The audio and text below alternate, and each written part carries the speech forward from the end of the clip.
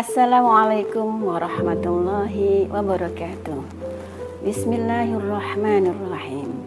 Innal hamdalillah nahmaduhu wa nasta'inuhu wa nastaghfiruh wa na'udzu billahi min syururi anfusina wa min sayyiati a'malina. May yahdihillahu fala mudhillalah wa may yudlil fala hadiyalah. Allahumma salli wa sallim ala sayyidina Muhammad wa ala alihi wa sahbihi ajma'in. Ibu-ibu Dharma Wanita Persatuan Kantor Wilayah Kementerian Agama Provinsi Jawa Timur, juga para pemirsa yang dirahmati Allah, semoga kita mampu meraih keutamaan bulan Ramadan, mendapat rahmat dan ampunan Allah Subhanahu wa Ta'ala, dan terbebas dari api neraka. Kembali kita bersua dengan program yang sangat istimewa, yaitu program Takdib Ramadan, yaitu sebuah program yang diselenggarakan oleh DWP Kanwil Kemenak Provinsi Jawa Timur. Dalam kesempatan ini kami akan menyampaikan materi takdib dengan tema Al-Quran adalah syifa. Firman Allah Azza wa Jalla, A'udzu billahi minasyaitonir rajim. Bismillahirrahmanirrahim. Wa nunazzilu minal Qur'ani ma huwa syifaa wa rahmatul lil mu'minin wa la yazidu zalimina illa khasara.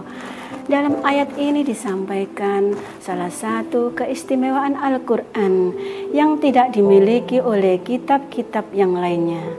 Apa itu keistimewaannya?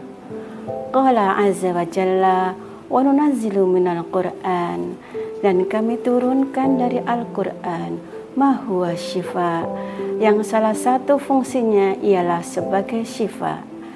Syifa artinya adalah penyembuh, obat atau penawar.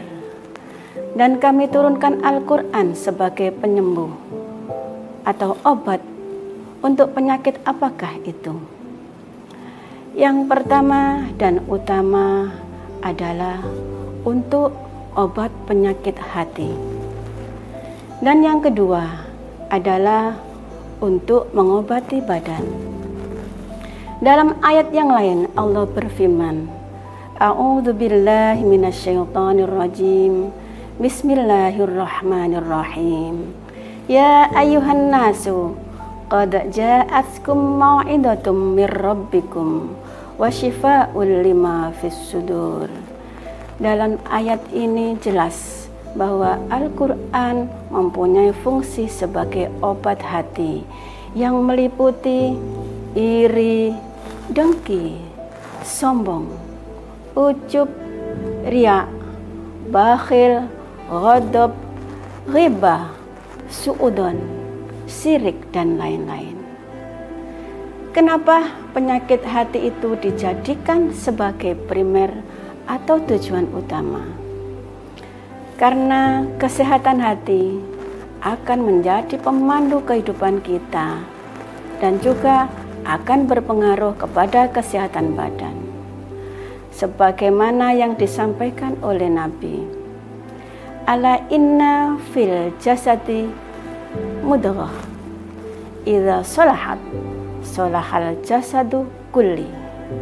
Ketika hati itu baik, benar, maka seluruh tubuh akan ikut benar. Sehingga dalam agama kita, kesehatan hati menjadi prioritas utama sebelum kesehatan tubuh. Karena sejatinya kesehatan hati akan berefek kepada kesehatan tubuh. Dan sakitnya tubuh itu biasanya dimulai dari sakitnya hati. Hati yang tidak sehat akan mengakibatkan tubuh yang tidak sehat pula. Makanya kalau kita perhatikan, orang-orang yang banyak mengidap penyakit hati bisa dipastikan fisiknya juga akan ikut kena. Itu pun diakui oleh para dokter, yang mana dokter ini adalah ahlinya penanganan penyakit badan. Kita sering mendengar dokter memberikan nasihat pada pasiennya, bahwa obat yang diberikan bisa bekerja dengan baik manakala pasien hatinya tenang, damai, optimis, dan semangat. Bahkan obat-obatan tidak akan berfungsi apabila hatinya bermasalah. Dan perasaan tenang, damai, optimis, dan semangat di mana letaknya? Letaknya adalah di dalam hati semuanya.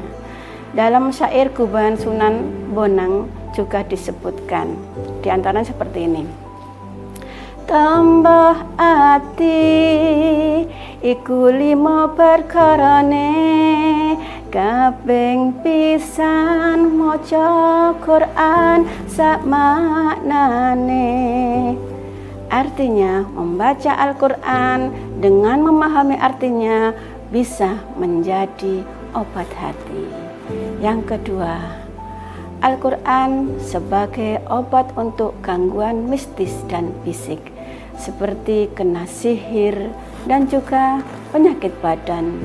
Sebagian orang bertanya, kok bisa sih penyakit karena mistis dan penyakit badan disembuhkan dengan Al-Quran? Jawabnya bisa. Hal ini di zaman Nabi ada fakta yang membuktikan, bahkan banyak sekali dalilnya. Ada beberapa sahabat Nabi yang pernah menyembuhkan seorang kepala suku di sebuah kampung dengan dibacakan surat Al-Fatihah, dan dengan izin Allah ternyata kepala suku tersebut sembuh. Kemudian para sahabat itu datang kepada Nabi dan menceritakan kisahnya. Nabi tersenyum. Kemudian Nabi berkata, "Ma yudrika annaha ruqyah?" Dari mana tahu kamu kok itu Al-Fatihah bisa menjadi sebuah obat? Kemudian Nabi sendiri sering melakukan penyembuhan penyakit dengan menggunakan Al-Quran. Dengan demikian, marilah kita senantiasa memuliakan Al-Quran. Tentu kita faham bahwa Al-Quran juga sebagai hudan atau petunjuk, dan Al-Furqan sebagai pembeda antara yang hak dan yang batil. Mari kita muliakan Al-Quran dengan banyak membaca Al-Quran, memahami dan melaksanakannya dalam kehidupan sehari-hari. Wal afwa minkum. Wallahul muwaffiq ila aqwamit thariq. Wassalamualaikum warahmatullahi wabarakatuh.